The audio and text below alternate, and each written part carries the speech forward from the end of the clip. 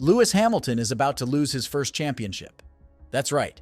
The 2008 title might be snatched from Lewis Hamilton. Unless you are living under a rock, you might have heard about Felipe Massa and his lawsuit against FIA and Formula One, allegedly claiming that he was duped out of his title, and from the things currently happening, it certainly looks like Massa might win the case. So what exactly happened in the 2008 season, and why is Massa coming back for the championship after all these years? Stick around to find out. It all happened in the 2008 Formula One season when Hamilton in McLaren and Massa in Ferrari were going toe-to-toe in an intense battle. If you are a true F1 fan, you probably have seen that drama-filled last lap in Brazil. Massa was about to win the championship. Even his team started celebrating as he crossed the finish line. But fate had other plans. Lewis Hamilton on the last lap and at the last corner overtook Timo Glock to get a 1-point lead over Massa and would go on to win the championship. What a sad sight for Massa, winning the race, but losing the championship. So you might wonder what's the problem in that? Well, the problem isn't at the Brazilian GP, but it's all connected to the 2008 Singapore GP. The Crashgate scandal, you might have heard of it, was one of the biggest scandals in F1 history. This scandal is what led to all the drama that is unfolding right now after more than a decade. For those of you who don't know, let me break it down for you. In 2008, the Renault team was not performing so well. The financial condition of the team was so bad that they might have to go bankrupt by the end of the season if they fail to get any wins. Flavio Briatore, the team principal at that time, then made a plan that would secure the much-needed win and might revive the team's future. Both Fernando Alonso and Nelson Piquet Jr. were driving for the team that season. However, at the 2008 Singapore GP, an incident occurred which at first seemed a rookie mistake, but was later found out to be much more. Piquet Jr. was advised by his team to intentionally crash out of the race, bringing safety cars and helping his teammates to gain an advantage during the pit stops and thereby helping him win the race. So Piquet Jr. did exactly that and crashed his car on lap 14, and we all know how Alonso went on to win the race. Now in that race, Felipe Massa didn't score any points as he finished P13, while Lewis Hamilton went on to get another podium with 6 points added to his tally. It's important to note how important these 6 points are going to be later on. Fast forward to 2009, and Nelson was let go off the team, so in revenge he publicly exposed the Renault team and how he crashed on purpose to let Alonso win.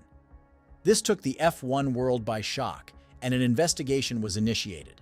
In the end, Renault was banned from F1 for 2 years, and Flavio Briatore was banned indefinitely. Now let's jump to 2022, and how this all is linked to Massa and his championship. Bernie Ecclestone gave an interview to F1 Insider in which he stated, "We wanted to protect the sport and save it from a huge scandal. That's why I used angelic tongues to persuade my former driver Nelson Piquet to keep calm for the time being. Back then, there was a rule that a world championship classification after the FIA awards ceremony at the end of the year was untouchable. So Hamilton was presented with the trophy and everything was fine. We had enough information and time to investigate the matter. According to the statutes, we should have canceled the race in Singapore under these conditions. That means it would never have happened for the championship standings. And then Felipe Massa would have become world champion and not Lewis Hamilton."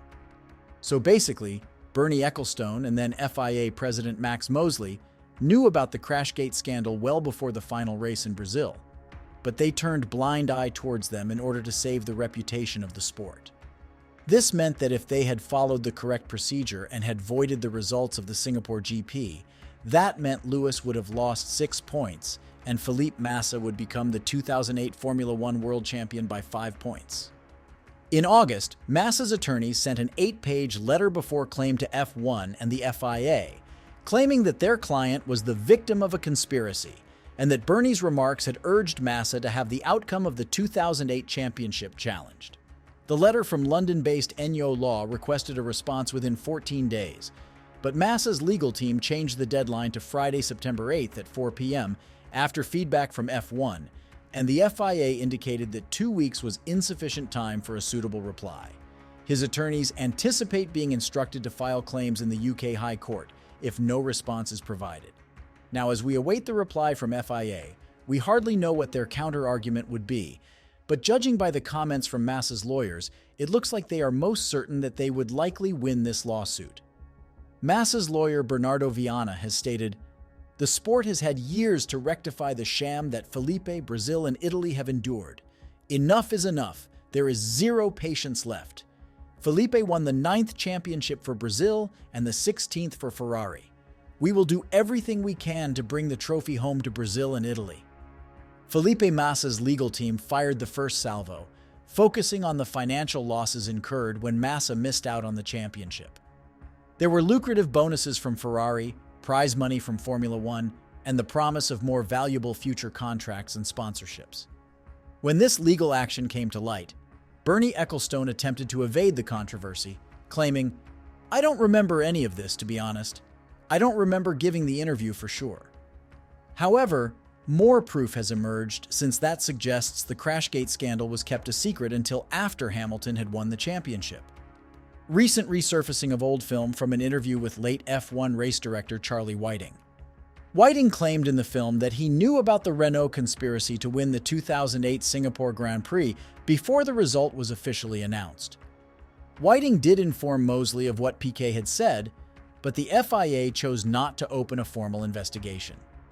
Despite Piquet Sr.'s testimony, Mosley contended that the FIA was powerless to press charges since there was not sufficient proof that Piquet had been instructed to crash intentionally. That doesn't mean that this is going to be easy for Felipe, and he is going to need all of the allies he can get. Felipe Massa, determined to seek justice, voiced his optimism, saying, "At this moment I have not yet had the support of Ferrari, but I expect help from them. I am optimistic. I will fight for justice until the end." But does Massa actually stand a chance of winning the championship, or will he simply leave with his money? Although it is obvious that the FIA handled Crashgate incorrectly in 2008, their regulations remain unambiguous. It is well recognized that there is a limited window of time during which race results and world championships can be contested, even when new information becomes available. But would these rules even matter if the governing body who enforces these rules itself is under question?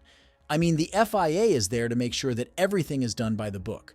But in 2008, the FIA president, race director, and F1 management all ignored the scandal that was happening, and it is most certainly a violation of their own regulations. While not wishing to reveal too much about the legal arguments that will be put forward, Massa's lawyer Bernardo Viana said, "What I can say for now, without diving into the legal technicalities, is maybe it's precisely this lack of external control that might be one of the issues. We're pretty confident with the evidence that we have. More than that, I cannot say at the moment." The Crashgate scandal came back with a stronger punch this time around, and Lewis might lose his first ever title win. So what do you think? Is Massa right to challenge for the title after these many years? Will these events lead to investigating the 2021 finale as well? Let us know your thoughts in the comments below, and don't forget to like, subscribe, and turn on the bell notification to never miss another upload from us. See you at the finish line.